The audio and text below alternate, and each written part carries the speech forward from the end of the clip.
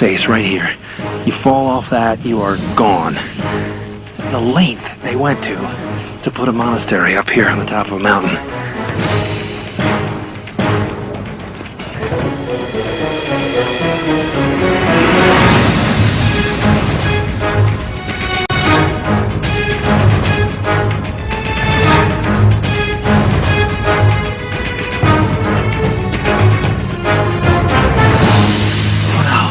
Amazing.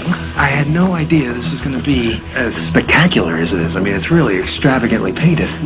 What am I looking at here? This is representing the monk on the back of the horse, which represent the founder of the monastery, Abuna Yamata, one of the 9 saints. Here you have the 9 saints. All right. Abuna Yamata was one of the 9 saints who fled persecution in Constantinople and found sanctuary here in northern Ethiopia. They followed a religious doctrine known as Monophysitism, which held that Jesus Christ was entirely divine, as opposed to being divine and human, as many Western Christians believed. It was a doctrine that challenged the Christian leadership, branded them as heretics, and could have cost them their lives. Every inch of this place has a figure on it. Yeah. They are telling the stories and I see the Virgin Mary here, definitely. This incredible artwork. I mean, when the 9 saints came to Ethiopia, they brought with them an entirely new style of painting, which became a biblical teaching tool. If you want to know more about how this style of painting became an early textbook, log on to history.com/cities. Now, do people actually come and use this place presently now? What makes very interesting is also children are baptized in here, so the women has to come up all, with these climbs. With their babies? With the babies on their back. Wow.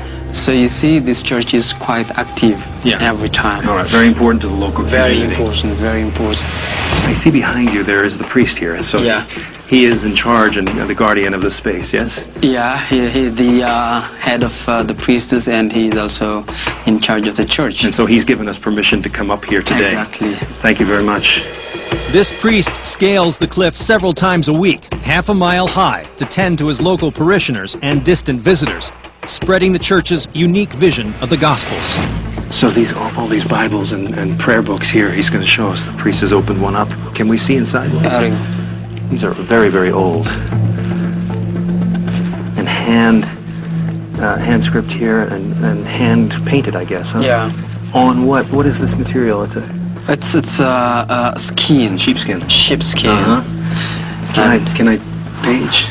Oh, thank you. Oh, yeah, and this language is which? Ge'ez. Ge'ez. This is the oldest language in Ethiopia. It's like the equivalent of Latin. Exactly. For them. How close is the Ethiopian Orthodox Church to that which an American would know?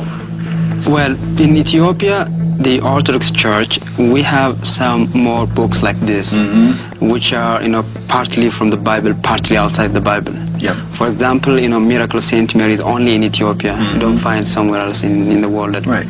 Different customs, of course, a different language. Yeah. All kinds of things that a Western Christian might find strange. Yeah. Really erupted from a totally unique culture, a different religion. Thank you so much. Yahangeli. When Abuna Yamata came here with the other 8 saints, they brought a totally unique brand of Christianity to Ethiopia, one very different from what we're used to in the West. I mean, it involved different rituals, different lost books. It really was a whole unique view of Christianity. And it was mysterious because it was isolated, cut off from the rest of the world. And that mystery really continues today.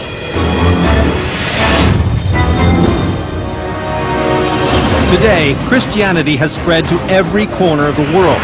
But here, in the isolated highlands of Ethiopia, you can see how Jesus' early disciples may have worshipped. A priceless glimpse into the past, safely stored away in the underground.